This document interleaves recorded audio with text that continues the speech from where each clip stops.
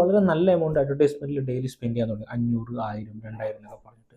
പക്ഷേ അതിനനുസരിച്ചുള്ള സെയിൽ വന്നിട്ടില്ല. അപ്പോൾ എന്ത് സംഭവിക്കും? നിങ്ങളുടെ അക്കൗണ്ട്, ആമസോൺ അക്കൗണ്ട് നോക്കിക്കഴിഞ്ഞാൽ നെഗറ്റീവ് ബാലൻസിലേക്ക് പോകും. അതായത് സ്പെൻഡ് കൂടുതലും വരുമാനം കുറവാകുമ്പോൾ നെഗറ്റീവ് വരും. ഒരു മൊമെന്റ് എത്തുമ്പോൾ എന്ത് ചെയ്യും? ആ നെഗറ്റീവ് ബാലൻസ് അക്യുമുലേറ്റ് ചെയ്തിട്ട് വലിയ എമൗണ്ട് ആവും. അപ്പോൾ എന്ത് ചെയ്തു? അക്കൗണ്ടിൽ പ്രോബ്ലംസ് വരും. അപ്പോൾ നമ്മൾ എന്ത് ചെയ്യണം? നമ്മൾ ഈ നെഗറ്റീവ് ബാലൻസ് നമ്മൾ ക്ലിയർ ഔട്ട് ചെയ്താൽ മാത്രമേ നമുക്ക് അടുത്ത സ്റ്റെപ്പിലേക്ക് പോകാൻ പറ്റുള്ളൂ. ഇത് എങ്ങനെയാണെന്നുള്ളതാണ് നമ്മൾ ഇന്ന് ഡിസ്കസ് ചെയ്യാൻ പോകുന്നത്. നമുക്ക് 2 തരത്തിൽ ഈ നെഗറ്റീവ് ബാലൻസ് ക്ലിയർ ചെയ്യാം. നമുക്ക് പേയ്മെൻറ്റ് അടക്കാം. അതായത് ആമസോണിൻ്റെ ഒരു അക്കൗണ്ട് ഉണ്ട്. ആ അക്കൗണ്ടിലേക്ക് നമുക്ക് ഇലക്ട്രോണിക് ട്രാൻസ്ഫർ വഴി നെഫ്റ്റ് വഴി എന്ത് ചെയ്യാൻ പറ്റും? ഡയറക്റ്റ് ആയിട്ട് നമുക്ക് ആ എമൗണ്ട് അടിച്ചിട്ട് അത് സീറോ ആക്കാൻ മാറ്റാൻ പറ്റും.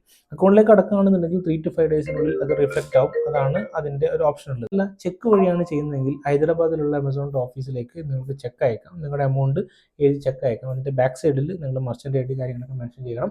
ഈ ഒരു റീപേ നൗ എന്ന് ക്ലിക്ക് ചെയ്ത് കഴിഞ്ഞാൽ നേരെ നിങ്ങളുടെ ആ ഒരു ഓപ്ഷനിലേക്കാണ് പോവുക. ഈ 2 ഓപ്ഷൻ വഴി നിങ്ങൾക്ക് ക്ലിയർ ചെയ്ത് കഴിഞ്ഞാൽ എന്ത് ചെയ്യാൻ പറ്റും? നിങ്ങൾക്ക് നിങ്ങളുടെ നെഗറ്റീവ് ബാലൻസ് ക്ലിയർ ആവും.